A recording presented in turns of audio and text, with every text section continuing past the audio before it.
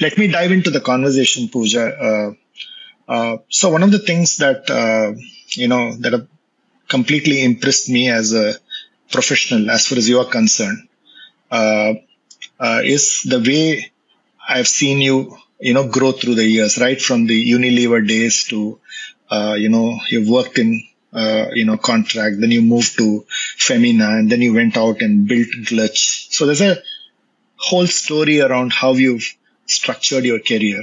But as you do all this, my belief is that there are some very strong foundations that lead up to somebody successful like you, right? So how was your growing up years? What are those lessons that you learned, in your growing up years, which, you carry till date? So tell me some stories. Tell me, for example, I read that your grandfather was a poet, right? So, so there's some interesting things that I know. So therefore, what are the things that you learned during those days, which you carry forward till date? That's such a great question. I haven't really ever answered that in an interview before. But for me, my foundation years were truly my foundation years because they defined me. They made me the person that I am today. And I take so much of that even today in the way I live my life.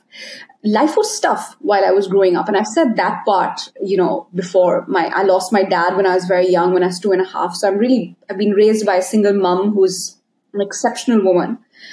So for me, opportunities seemed very distant because, it was what you were busy with. Hey, let's get through today, right? That's when my environment was like that. I have to get through today, make sure that today is good. And looking very far ahead in the future was not really something that we got into.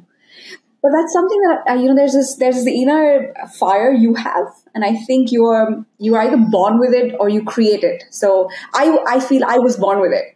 And I always had it, even as a young child, where I wanted to get out of the situation I was in. I wanted to live a better life. And to be able to live a better life without the support system of what a traditional family has. You have a dad and my mom was so busy while she was working. So I was really, in a sense, building my opportunities myself. And that's one of the key foundations of my life, that I'm an opportunity spotter and I'm an opportunity builder. And I say that in the most positive manner because, when you say, hey, you're an opportunity spotter, sometimes it's taken very negatively. But I truly believe that, you've got to knock on the doors that you want opened. Sometimes they open automatically. Sometimes you really have to hammer hard, right? And I'm not shy of that at all. Even today, even at this age, I will go after an opportunity that I want opened up for myself. If it's something that I truly believe is good for me, good for my family, my environment. And that's what I went after. So one big, core value, I say, which is to not shy away from knocking on doors. The second one is keeping your eyes and ears open. You and I have spoken about this very recently, is that so often people don't take feedback well. But feedback is the biggest gift you can get from someone. Because if you're truly listening, then that's the way you grow. Because so often when you are running, going after your goals as you create your opportunities, you forget, you're not listening to things that you really should pay attention to. So the second most important piece that I have trained myself to be is to be a good listener, which is, my professional coach told me this term very recently where she said it's actually not feedback. It's feed forward because what you get helps you move forward.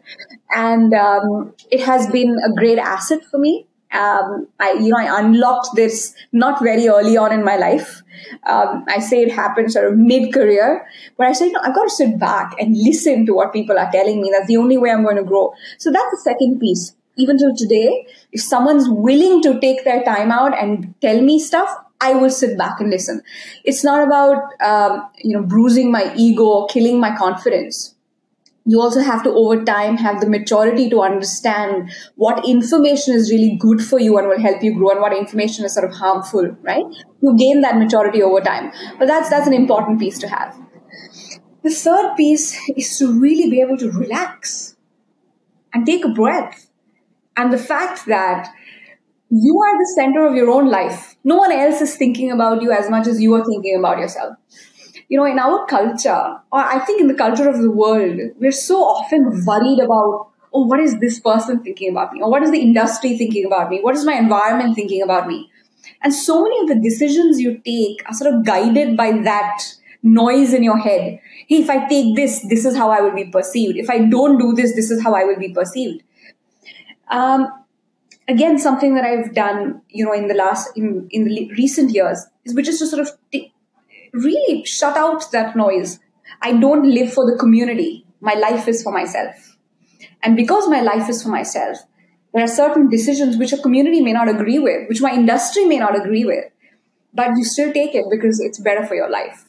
And that is really the third value / principle / rule that I sort of have for myself, which is you're the hero of your own life. No one is thinking about you as much as you are thinking about yourself. So just, go with the flow, do what you have to do, and stay mentally fit and happy.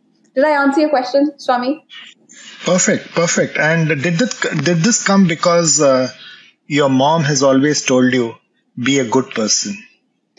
I think, it does come from that, right? Where we're taught that as, I remember my mom telling me so many times, I don't care if you are, just be a good person. Yes, it does come from that. Maybe, it's a part of our conditioning. But also from for me, largely, because I was always far younger than my peers, wherever I was. That's no longer the case anymore, of course. I gladly report that. But, when I was starting out, I was always the youngest person in the room. And you're susceptible to opinion. And I had to really train myself to say that someone else's opinion of me does not matter.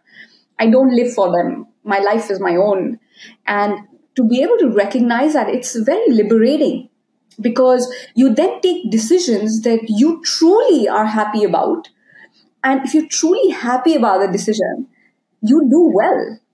And at least that has been my experience and my story.